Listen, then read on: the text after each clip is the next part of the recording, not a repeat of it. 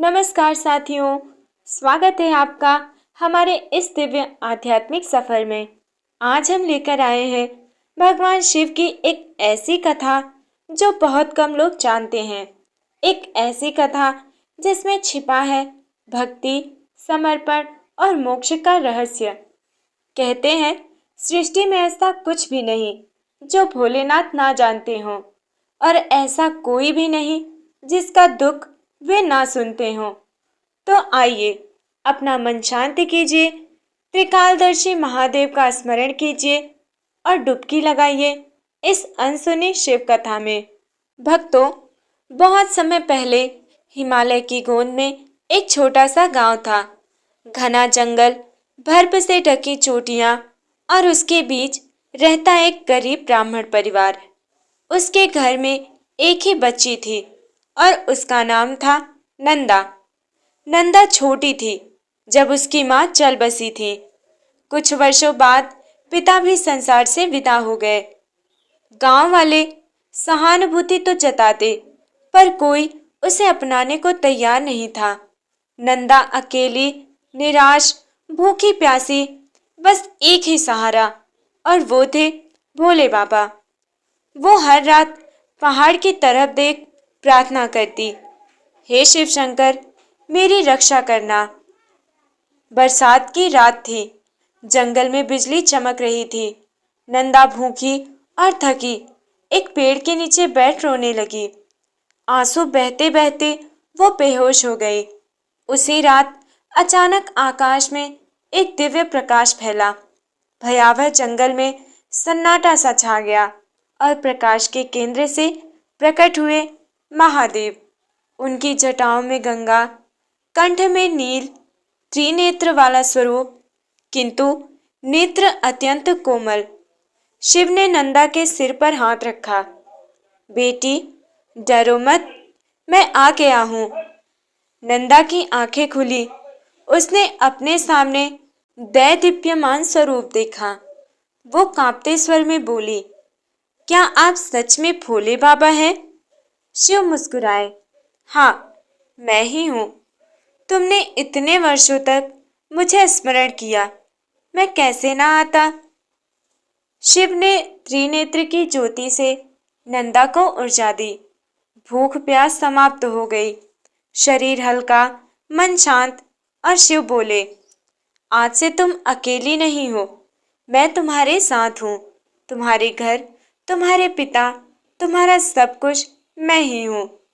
नंदा रो पड़ी और महादेव के चरणों में गिर गई।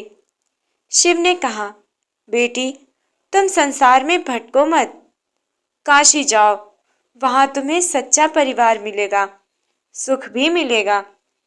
अगली सुबह गांव वालों ने नंदा के घर से चमकती रोशनी निकलते देखी। नंदा चमत्कारी रूप से स्वस्थ, तेजस्वी दिखी। गांव वाले चकित, ये कैसे संभव है? नंदा मुस्कुराकर बोली, कल रात स्वयं महादेव आए थे। लोगों को विश्वास न हुआ, पर जैसे ही नंदा ने अपना हाथ आसमान की ओर उठाया, ऊपर क्षितिज में त्रिशूल का प्रकाश प्रकट हुआ। अब सब समझ गए थे, ये केवल शिव की ही कृपा है। नंदा चल दी काशी, जहां आगे उसके जीवन ने अद्भुत रूप लिया, जहां शिव ने एक और चमत्कार किया। नंदा शिव कृपा से भरकर अपने गांव से काशी की ओर चल पड़ी। रास्ते पहाड़ी थे, ठंडी हवाएं चल रही थी, पर नंदा के भीतर एक अलौकिक शक्ति थी। वो लगातार भगवान शिव का नाम जपती, ओम नमः शिवाय, ओम नमः शिवाय, ओम नमः शिवाय। कभी जंगल, कभी रेतीली घाटी, कभी नदी पार कर, कई कठिनाइयां थी, लेकिन नंदा थकी नहीं, क्योंकि उसके साथ शिव का आशीर्वाद था। कई दिनों बाद नंदा पहुंची प्राचीन काशी, जिसे त्रिपुरारी शिव स्वयं अपनी नगरी कहते हैं। ऊंचे ऊंचे मंदिर, मंत्रोच्चार की ध्वनि, हर दिशा में भक्ति का माहौल। नंदा का मन आनंद से भर गया। वो सीधे पहुंची विश्वनाथ मंदिर। वहां भक्तों की भीड़ थी, पर जैसे ही नंदा मंदिर के द्वार पर पहुंची, मंदिर के पुजारी ने उसे देख आश्चर्य से कहा, बेटी, तुम ही नंदा हो? नंदा चकित, आप मेरे नाम कैसे जानते हैं? पुजारी बोला, स्वयं महादेव ने बीती रात स्वप्न में कहा कि सुबह एक कन्या आएगी, उसे अपने घर ले जाना। वो मेरी प्रिय भक्त है। नंदा के आंसू बह निकले। पुजारी नंदा को अपने घर ले गए। उनकी पत्नी और बच्चे नंदा से बहुत प्रेम से मिले। नंदा ने कभी इतना स्नेह महसूस नहीं किया था। धीरे धीरे पुजारी परिवार उसे अपनी बेटी की तरह पालने लगा। उसका जीवन बदल गया। वो प्रतिदिन मंदिर में सेवा करती, फूल सजाती, दीप जलाती, भक्तों की सेवा करती और हर पल शिव का नाम लेती। ओम नमः शिवाय, ओम नमः शिवाय। उसकी सरलता, कर्तव्य निष्ठा और भक्ति देख सब उसे सम्मान देने लगे। एक दिन मंदिर के बाहर एक वृद्ध साधु आए। उनकी आंखों में अलौकिक तेज था। नंदा ने उनके लिए जल लाया। साधु मुस्कुराए और बोले, बेटी, क्या तुम मुझे पहचानती हो? नंदा ने ध्यान से देखा, पर कुछ समझ ना पाई। नहीं महाराज, साधु बोले, जिस रात तुम जंगल में अकेली थी, जिसने तुम्हारे सिर पर स्नेह का हाथ रखा, वो मैं ही था। नंदा स्तब्ध, आंखें भर आईं। भोले बाबा, आप? वृद्ध स्वरूप तुरंत विलीन हुआ और वहां प्रकट हुए दिव्य महादेव। त्रिशूल, डमरू, मस्तक पर अर्धचंद्र। पूरी काशी प्रकाश से नहाने लगी। लोग भयभीत और विस्मित, नंदा भाव विहीन हो गई। शिव चरणों में गिर पड़ी। शिव बोले, बेटी, तुमने मुझे सच्चे मन से पुकारा। मेरी भक्ति ही तुम्हारा बल बनी। आज मैं तुम्हें वरदान देता हूँ, जहाँ भी तुम मेरी पूजा करोगी, वहाँ मेरे स्वरूप का सदैव वास रहेगा। फिर शिव ने नंदा के माथे पर अपना हाथ रखा। उसी क्षण उसके भीतर दिव्य प्रकाश समा गया। लोगों ने उसके देह से धवल आभा निकलते देखी। महादेव ने कहा, नंदा, अब तुम केवल मेरी भक्त नहीं, मेरी पुत्री हो। जहां भी रहो, मैं तुम्हारे संग रहूंगा। फिर उन्होंने काशी के मध्य में नंदा के नाम से एक लिंग स्थापित किया और कहा, जो भी भक्त श्रद्धा से यहाँ दीप अर्पित करेगा, उसके परिवार में कभी प्रेम और अन्न की कमी नहीं होगी। इस प्रकार उस स्थान की महिमा सदियों तक फैली। भक्ति सच्ची हो तो दिल निर्मल हो, निष्ठा अटूट हो तो भगवान स्वयं अपने भक्ति के जीवन में उतर आते हैं। भगवान शिव कभी किसी को अकेला नहीं छोड़ते। वे पिता, मित्र, रक्षक सब बन जाते हैं। समय बीतने लगा। नंदा काशी में भक्ति और सेवा में दिन बिताने लगी। सभी उसे शिव कन्या कहकर पुकारते। उसके आने से ही कई लोगों के जीवन में शांति और समृद्धि आने लगी। लेकिन कथा अब अपने अगले अद्भुत मोड़ पर पहुंचने वाली थी। काशी से दूर एक प्रदेश में भयंकर अकाल पड़ा। नदियां सूख गईं, फसलें जल गईं, लोग भूख से तड़पने लगे। राजा ने कई यज्ञ करवाए, दान पुण्य करवाए, परंतु कुछ भी फल न मिला। तभी राजा को स्वप्न आया कि जो कन्या शिव कृपा प्राप्त है, उसी के स्पर्श से ये धरती पुनः हरी होगी। राजा ने उस कन्या को ढूंढने का आदेश दिया। कुछ दिनों में पता चला कि वो कन्या कहीं और नहीं बल्कि काशी में है और उसका नाम नंदा है। राजा के दूत काशी पहुंचे और पुजारी से विनती की, कृपा कर नंदा देवी को हमारे साथ भेज दे। पुजारी ने नंदा की अनुमति ली। नंदा ने कहा, यदि ये मेरे भोलेनाथ की इच्छा है तो मैं अवश्य चलूंगी। वो दूतों के साथ उस प्रदेश की ओर रवाना हुई। जैसे जैसे नंदा आगे बढ़ती, राह के पेड़ हरे होने लगते, सूखी घास में पानी की नमी आने लगती। लोग आश्चर्य से ये दृश्य देखते। प्रदेश पहुंचते ही नंदा ने सूखी धरती को देखा। सब और भूखमरी पीड़ा। वो मंद गति से धरती पर बैठी, नेत्र बंद किए और शिव जप करने लगी। ओम नमः शिवाय। ओम नमः शिवाय। उसकी हथेलियां धीरे धीरे चमकने लगी। आकाश में गर्जन हुआ। राजा और जनता स्तब्ध हो गए। नंदा ने एक मुट्ठी मिट्टी उठाई और आकाश की ओर उछाल दी। मिट्टी प्रकाश में बदल गई और बादलों में समा गई। क्षण भर बाद मेघ बरसने लगे। बूंदें सूखी धरती को जीवन देने लगी और सूखी नदी एक बार फिर बहने लगी। फसलें उगने लगे। जनता रो पड़ी, महादेव की जय हो। राजा कृतज्ञ होकर नंदा के चरणों में झुका, लेकिन राजमहल के कुछ ईर्ष्यालु मंत्रियों को ये पसंद न आया। उन्होंने सोचा, यदि नंदा ऐसी ही देवी समान पूजी जाने लगी तो राजा का प्रभाव कम हो जाएगा। उन्होंने नंदा के खिलाफ षड्यंत्र रचा।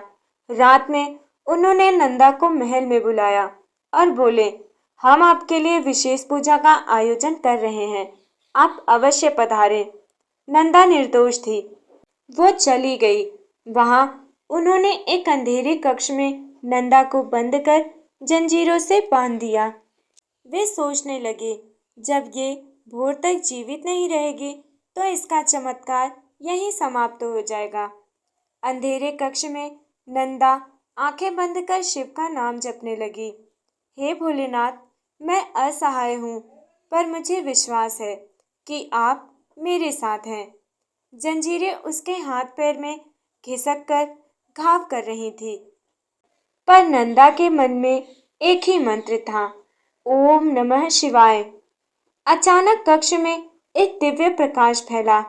त्रिशूल की ध्वनि गूंज उठी और वहां प्रकट हुए भैरव बाबा। क्रोध से भरे, कज्जल केस, कंपित त्रिनेत्र, वे मंत्रियों पर गरजे, तुम्हारी हिम्मत कैसे हुई मेरी पुत्री को बांधने की? सभी मंत्री विनष्ट हो गए।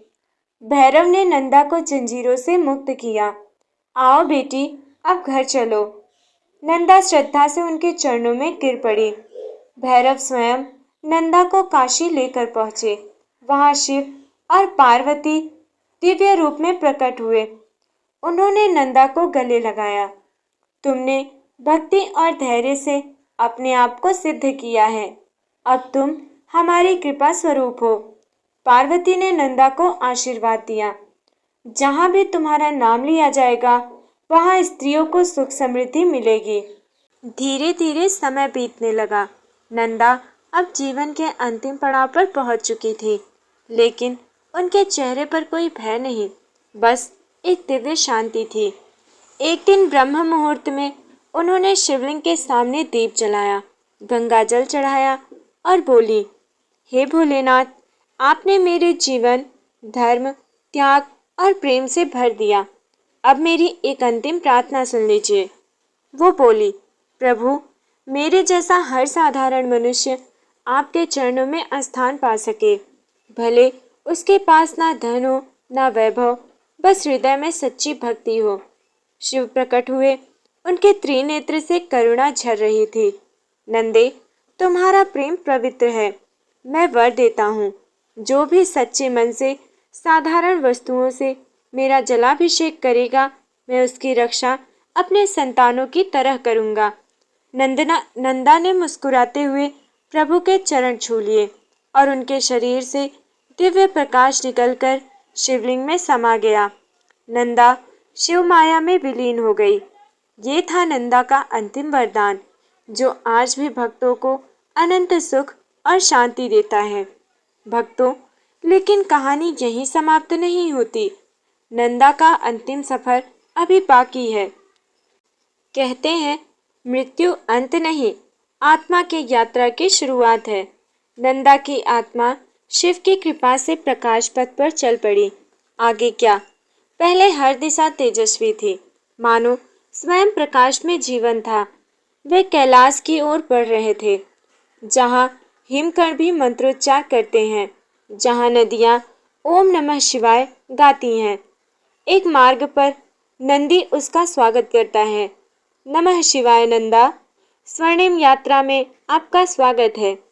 नंदी उन्हें उस लोक में ले जाता है जहाँ कोई भय नहीं, कोई मोह नहीं, सिर्फ शांति और भक्ति है।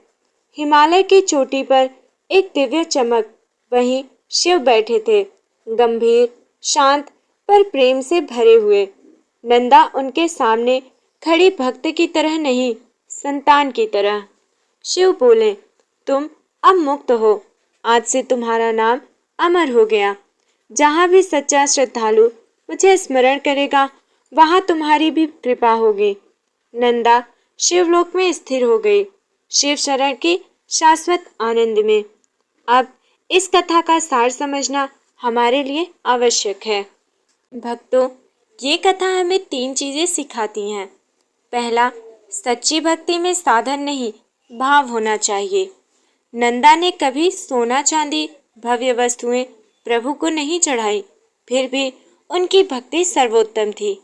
और दूसरी चीज है, शिव सदा सरल हृदय से प्रसन्न होते हैं। जो भक्त बिना दिखावे, बिना अभिमान, केवल प्रेम से पूजा करता है, उसे भोलेनाथ अवश्य आशीर्वाद देते हैं। और तीसरी और सबसे महत्वपूर्ण बात है कि मृत्यु अंत नहीं, एक यात्रा है। नंदा का जाना वियोग नहीं था, बल्कि शिवलोक में जाना एक महापुरस्कार था। और यही हम सबका लक्ष्य है, मोक्ष, शिव शरण, दिव्य मिलन। जो प्यार से, भक्ति से, सत्य से चलता है, वही इस पथ का अधिकारी है। ओम नमः शिवाय। भक्ति मार्ग सरल बनाया। नंदा की कृपा, शिव का साया, भक्त का जीवन मंगलमय हो जाए। अब हम आगे जानेंगे कि शिव के इस वरदान से कैसे शुरू हुई नंदा पूजन की परंपरा और क्यों आज भी ये पूजा जीवन में अचानक चमत्कार ले आती है। नंदा के शिवलोक में विलीन होने के बाद गांव वालों के मन में एक खालीपन आ गया। उन्होंने सोचा, जिस नारी के प्रेम में स्वयं भगवान शिव को भी धरती पर आने के लिए विवश कर दिया, उसकी स्मृति को भला कैसे भूला जा सकता है। अगले ही दिन गांव की कुछ साधारण स्त्रियों ने एक छोटे से शिवलिंग पर नारियल, अक्षत और मौसमी फूल चढ़ाए और बोली, हे नंदा, तुम्हारी तरह हमें भी सच्चा प्रेम, सच्ची भक्ति मिले। धीरे धीरे ये पूजा गांव-गांव, नगर-नगर फैल गई, क्योंकि इस पूजन में बड़े विधान की जगह सच्चे भाव रखे गए थे। ये पूजन आगे चलकर नंदा पूजन कहलाया, जहाँ दीप, गंगाजल, कोई सरल फल, इनसे पूजन किया जाता है। शिव स्वयं बोले थे, जो नंदा के भक्त होंगे वे मेरे प्रिय होंगे। और इसी से ये परंपरा आज भी जीवित है। और फिर हुए चमत्कार। समय के साथ लोगों ने इस पूजन से अद्भुत परिणाम देखे। पहला, अचानक संकट का टल जाना। कहा जाता है, एक व्यापारी डूबते व्यापार से परेशान था। उसकी पत्नी ने नंदा पूजन किया। कुछ दिनों में व्यापार तेजी से चलने लगा। दूसरा फल हुआ, निराश मन में आशा जगा। एक गृहस्थ स्त्री जिसने बार बार असफलताएं देखी, नंदा पूजन के बाद उसके जीवन में धीरे धीरे परिवर्तन आने लगा। तीसरा है स्वास्थ्य लाभ। कुछ भक्त बताते हैं, जब डॉक्टरों ने हार मान ली, नंदा पूजन के साथ शिव ध्यान ने चमत्कारिक रूप से स्वास्थ्य बेहतर कर दिया। चौथा है संतान सुख। कई दंपतियों ने सच्चे मन से पूजन किया और कुछ ही समय बाद घर में किलकारी गूंज उठी। लोग समझ गए, नंदा साधारण नहीं है, शिव स्वरूप थी। अब समझते हैं इस कथा का आज के युग में संदेश। ये कथा केवल कहानी नहीं, जीवन पथ है। ना बड़े मंदिर चाहिए, ना भारी चढ़ावा, मन से पुकारो, वो यही है। नंदा ने दिखाया एक साधारण महिला भी भक्ति से देवताओं को पावन कर सकती है।